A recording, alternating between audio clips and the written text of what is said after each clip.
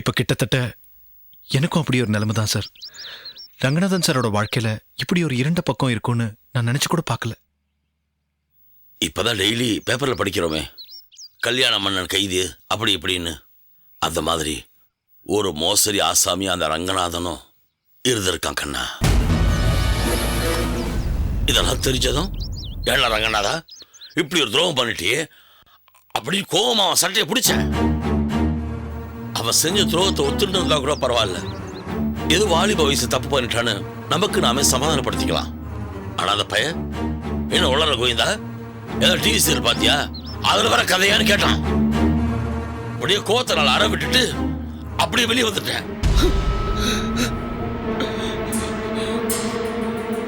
பசுத்தோல் போத்திய புலியவன், அது தெரியாம நல்லவன் நினைச்சு நான் ஏமாந்துட்டேன். இப்ப என்னோட வருஷம் என்ன தெரியுமா? பாவம், இவனை நம்பி மோசம் போன அந்த பொண்டாட்டி இந்த நேரத்துல என்ன கதியில இருக்காங்களோ தெரியல கண்ணா. சார், ஏன் அம்மாவும் ஒருத்தனை நம்பி ஏமாந்து போனவதா சார். அந்த துரோகத்தோட வலி என்னன்னு எனக்கு நல்லாவே தெரியும். ரங்கநாதன் சார் நிஜமாவே ஒரு பொண்ணோட வாழ்க்கையில் இப்படி ஒரு துரோகத்தை பண்ணியிருந்தா அதை மன்னிக்கவே முடியாது சார். நீ சொல்றது ரொம்ப நியாயம். ரங்கநாதன் கிட்ட வெறுமனை கேட்ட நல்லவன் வேஷம் போட்டு தப்பிச்சிருவான். ஆதாரத்தோட அவனை மடக்கணும். ரங்கநாதனோட முதல் மனைவி யாரு, எங்க இருக்காங்கன்னு தேடி கண்டுபிடிக்கணும். அதுக்கான ஆதாரத்தை தேடி கண்டுபிடிச்சு உங்ககிட்டே காட்டுறேன். அப்ப ரங்கநாதனோட சாயத்தை நீயே வெளுக்கலாம். இதுல உன்னோட உதவி எனக்கு தேவைக்கண்ணா. கண்டிப்பா பண்றேன் சார். அப்புறம் இன்னொரு முக்கியமான விஷயம், நான் இங்க இருக்கிறது உன்னை தவிர வேற யாருக்கு தெரிய வேணாம். சொல்ல மாட்டேன் சார். சரி, நீ புறப்படு. வரேன் சார். கண்ணா. சார் சொல்லுங்க சார். கோதராம டான்ஸ கோயில பார்த்ததுல இருந்து நீ ரொம்ப மனசு உடஞ்சி போயிருக்கேன்னு பார்த்தாலே நல்லா தெரியுது. தாடியோட சேர்த்து அவன் நினைப்பையும் சேர்த்து வலிச்சு எறி. நான் ரங்கநாதனை நம்பி மோசம் போயிட்டேன், நீ கோதையை நம்பி மோசம் போயிட்ட. நம்ம ரெண்டு பேருமே மனசை தேத்திக்க வேண்டியதுதான். தேத்தின்றேன் சார். இப்ப நான் அவ ஆபீஸ்ல கூட வேலை பார்க்கல, ஏற்கனவே ரெசிக்னேஷன் லெட்டர் கொடுத்துட்டேன். என்னை பொறுத்த வரைக்கும் கோதையோட காதல்ங்கிறது என் வாழ்க்கையில முடிஞ்சு போன ஒரு பக்கம். அதை மறுபடியும் புரட்டி பார்க்க நான் விரும்பல சார்.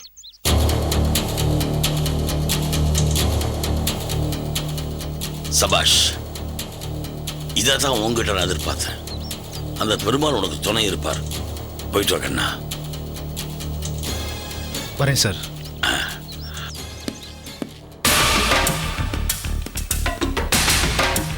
கண்ணன்ற ஒரு சைக்கரை வச்சு ரங்கநாதன் கோதன்ற 2 காயின்ஸையும் பேக்கெட் பண்ணியாச்சு. கோதை என்கிட்டயா சவால் விட்ட? பாருடி பாரு.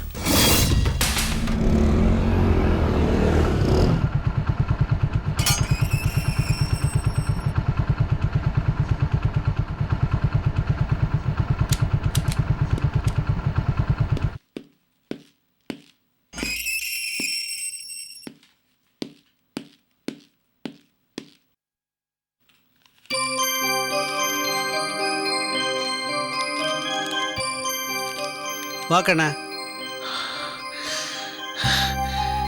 வர வர மனுஷா மேல இருக்கிற நம்பிக்கையும் மரியாதையும் குறைஞ்சிட்டே வருது மாமா. ஒவ்வொருத்தரை பத்தியும் கேள்விப்பட்டப்போ துரோகம் செய்யாத மனுஷாலே இந்த உலகத்துல யாரும் இல்லையோன்னு தோன்றது மாமா. கண்ணா, நான் மறுபடியும் சொல்றேன், கோதை அப்படிப்பட்ட பொண்ணு இல்லை. நான் கோதையை பத்தி சொல்ல வரல. கோதை எனக்கு பண்ண துரோகம் ஆறாத வலியா என் மனசுலயே இருக்கு. அதை பத்தி மறுபடியும் பேசி நானே வலியை உண்டாக்கிக்க விரும்பல. பின்ன நீ வேற யாரை பத்தி சொல்ற? நான் சொல்றது கோதை வேலை பார்க்குற கம்பெனியோட எம்டியை பத்தி மாமா. ஆமா மாமா, அவர் ரொம்ப நல்லவர்னு நினைச்சேன். ஆனா அவரும் ஒரு பொண்ணு வாழ்க்கையில துரோகம் பண்ணாருன்னு கேள்விப்பட்ட உடனே நான் நொறுங்கி போயிட்டேன் மாமா. எல்லா மனுஷங்களோட வெளித்தோற்றமும் போய் மாமா, உள்ள வெறும் அசிங்கமும் துரோகமும் தான் நிறைஞ்சிருக்கு. நான் சொல்ற பெரிய மனுஷன் தான் கட்டின மனைவியை விட்டுட்டு இன்னொரு பொண்ணை கல்யாணம் பண்ணிட்டு ரொம்ப நல்லவராட்டம் குடும்பம் நடத்திட்டு இருக்கார்.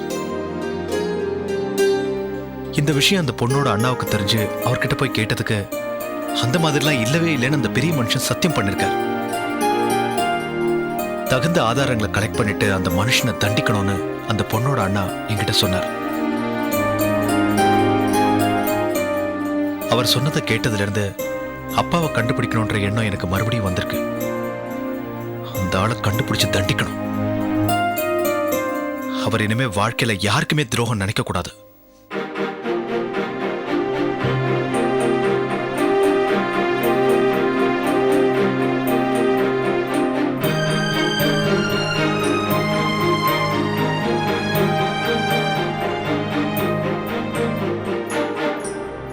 என்னமாமா வேதாளம் முருங்கமரம் ஏறுற மாதிரி மறுபடியும் அப்பாவை கண்டுபிடிச்சு தண்டிப்பேன்னு ஆரம்பிச்சிட்டானே.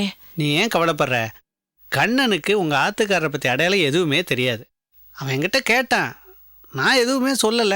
அப்புறம் என்ன? அப்படி இல்லை மாமா, எனக்கு என்னமோ பயமா இருக்கு. மாமா, பகவான் கண்ணனை மாதிரியே நம்ம கண்ணனும் ரோகிணி நட்சத்திரம் தான். அந்த கண்ணை கம்சனை தண்டிச்சா அந்த மாதிரியே நம்ம கண்ணனும் ஏதாவது பண்ணிடுவானோன்னு பயமா இருக்கு மாமா. மைத்திலி, இவனும் ரோகிணி நட்சத்திரமா இருக்கலாம். ஆனா கண்ணன் தகப்பனை தண்டிக்கல, தாய் மாமா கம்சனை தான் தண்டிச்சான். நீ நிம்மதியா இரு.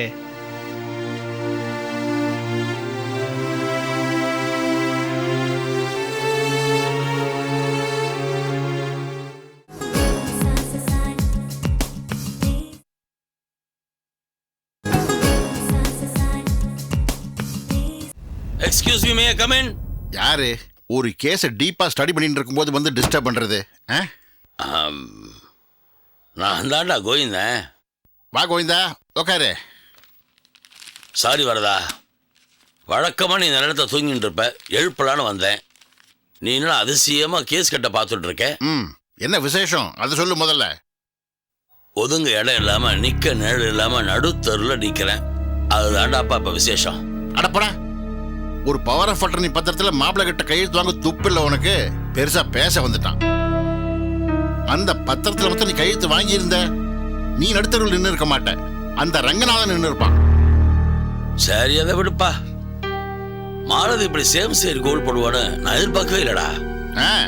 நீ அவ கண்ணில் மண்ண தூவலான்னு பார்த்த, பதிலுக்கு உன் காலை வாரி விட்டா. தானிக்கு தீனி, இதுக்கு அது சரியா போச்சு. அவ்வளோ லேசா நான் எடுத்துக்கிறேன். என் கிட்ட இருந்து அவ தப்ப முடியாது. டேய், இப்ப நீ வெள்ளத்துல மூழ்கிட்டு இருக்க. கரையில இருந்தேன்னு வச்சுக்கோ, இதை செய்வேன் அதை செய்வேன்னு வீரா பேசலாம். முதல்ல வெள்ளத்துல இருந்து கரைக்கு வர வழியை பாரு. என்னடா சொல்ற? நடுத்தருவில் நின்றுட்டு நீ என்னடா பண்ண முடியும்? திரும்பவும் மங்களாவாசியா இருந்து எப்படின்னு அதை யோசனை பண்ணு. கைவசம் ஒரு பிளான் இருக்கு. அது மட்டும் சக்சஸ் ஆயிட்டா ரங்கநாதெல்லாம் எனக்கு கொசு மாதிரிடா. பிளான் பண்றதுல உனக்கு சோம்பேறித்தனமே கிடையாதுடா. ஆமா, இப்ப எவன் குடியை கெடுக்க பிளான் பண்ணியிருக்க?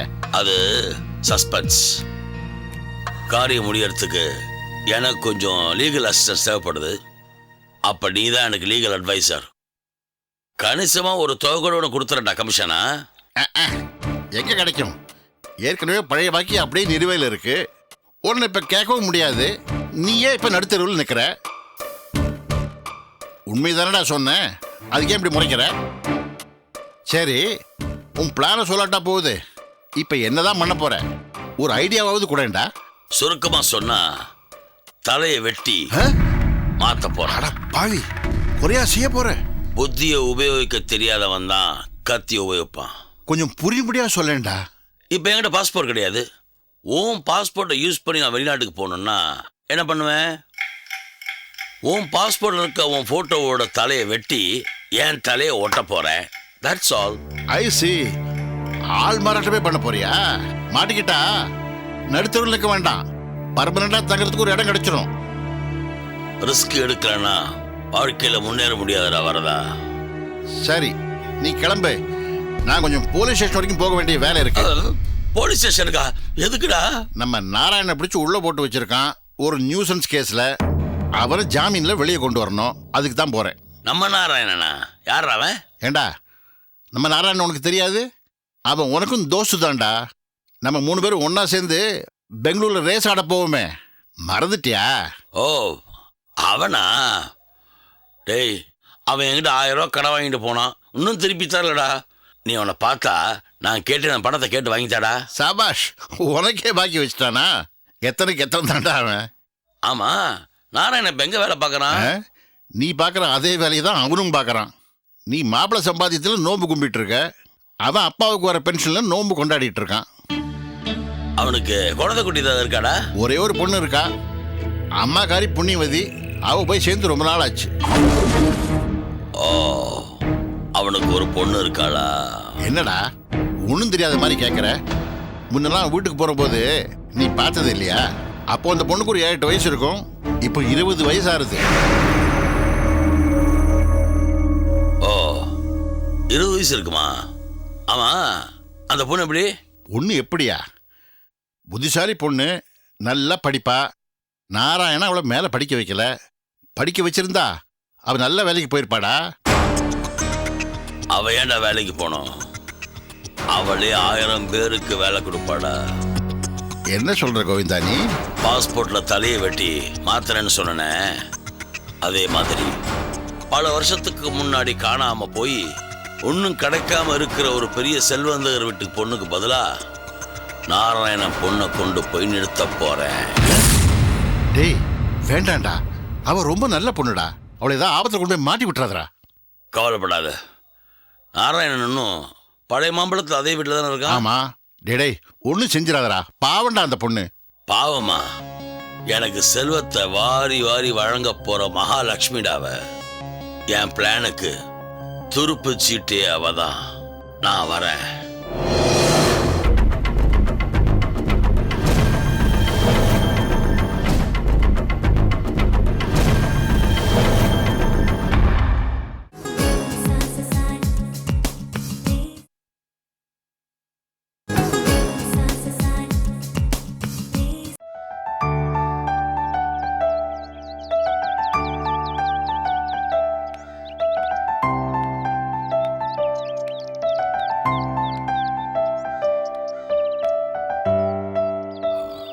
ஏம்மா, யார் நீங்க? நாராயண வீடு தானே? ஆமா. நாராயணன் இருக்கானா? அவர் இல்லையே, வெளியே போயிருக்கார். எப்போ வருவான்? தெரியாதே. யாருமா? யாரு வர்? தெரியல தாத்தா, அப்பாவை தேடிட்டு வந்திருக்கா. ஆமா, யார் நீங்க? நமஸ்காரம், என் பேர் கோவிந்தன், நாராயண ஃப்ரெண்டு. நீங்க நாராயணனோட தோப்பனாடு தானே? ஆமா. என்ன மாமா, என்ன தெரியலையா? நான் தான் கோவிந்தன். முன்னால உங்க ஆத்துக்கு அடிக்கடி வந்துட்டு போவேனே, ஞாபகம் இல்ல? சரியா ஞாபகத்துக்கு வரலையேப்பா. நான் இங்க வந்து 10-12 வருஷத்துக்கு மேல ஆச்சு. உங்களுக்கு ஞாபகம் வருது ரொம்ப கஷ்டம் தான். வயசு எழுதணும். அப்படியா? உள்ள வாங்க.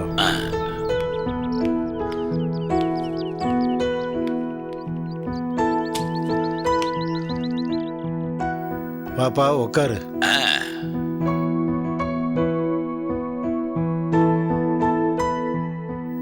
காஃபி டீ ஏதாவது சாப்பிடுறா? அதெல்லாம் ஒண்ணும் வேணாமா, வர வழியில தான் சாப்பிட்டேன். ஆமா, நாராயணன் எப்ப வருவான்?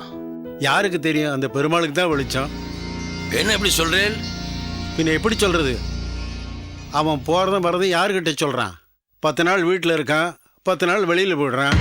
தாத்தா என்னது இது? பரவா பரவா கிட்டல அப்பாவை பத்தி சொல்லிண்டு. இருக்கட்டுமா, அவன் என்ன அந்நியமா? அவன் சிநேகிதன் தானே. அவனுடைய யோக்கியதை இவனுக்கும் தெரியட்டுமே. இது யாரு? நாராயண பொண்ணா? ஆமா. ஓ, உன் பேர் என்னம்மா? பத்மா. படிக்கிறியா? அவ படிச்சு பாழா போனான். நல்லா தான் படிச்சுட்டு இருந்தா. எல்லா கிளாஸ்லையும் ஃபர்ஸ்ட் ரேங்க்கு. நாராயணங்கிட்ட முட்டின்ட்டேன். மேலே படிக்க விடான்னு சொன்னேன். ஆனால் என்கிட்ட பணம் இல்லை, வசதி இல்லைன்னு சொல்லிட்டான். இவனு குடி, ரேஸு, சீட்டாட்டம் இதுக்கெல்லாம் எப்படித்தான் பணம் கிடைக்கிறதோ தெரியலப்பா. ஆனால் பொண்ணை படிக்க வைக்கிறதுக்கு மட்டும் பணம் கிடைக்கலையா? தாத்தா சும்மா இருமா. என்னுடைய வயிற்றுச்சலையும் என்னுடைய ஆதங்கத்தையும் யாருக்கிட்டையாவது சொன்னாதான் என் மனசு ஆறும்.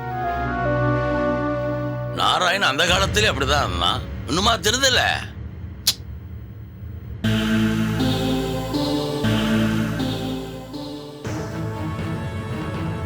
இந்த பொண்ணும் கஷ்டத்துல தான் இருக்கா. அப்பனும் சரியில்லை. தியாகராஜனுக்கு பொண்ணு கிடைச்சிட்டா.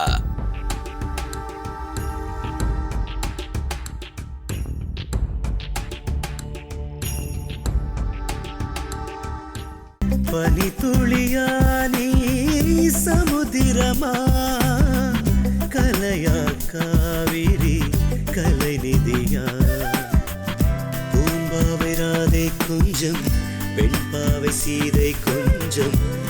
ஒன்றாகி நீர் வந்த திருப்பாவை நீ